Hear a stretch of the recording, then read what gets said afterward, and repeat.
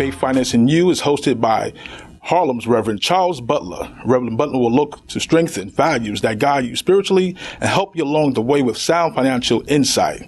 We're here with Reverend Jesse Jackson at the Rainbow Push Coalition's 14th Annual Wall Street Project. I think that the collection of resumes is a timely strategy. Well, in Chicago 2 weeks ago, we made the call. 2,000 people showed up in 2 days. And the next week, we did it again. We did it again this week. And as we build a kind of jobs bank, when there's some people looking for workers, and there's a disconnect between where we live and where the jobs are. Often we live in the inner city.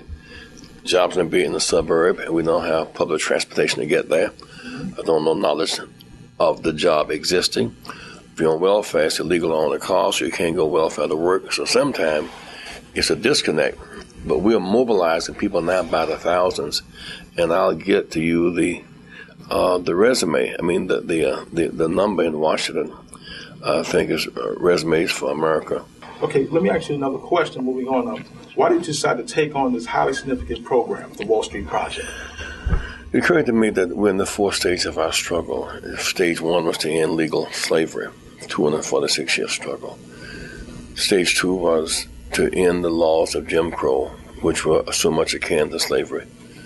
And stage 3 was the right to vote.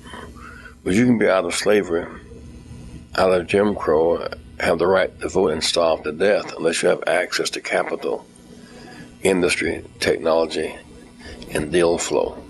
Unless you have the capital, you cannot build, you cannot develop. If you cannot get fair lending and fair credit, if you cannot invest, you cannot have security. You can't even fund your own politics. And so Wall Street is an attempt to focus on access to capital. Well, thank you very much. Thank you. And it was a pleasure having you on Harlem Talk Radio, Reverend Jackson. We'll do more together in the future.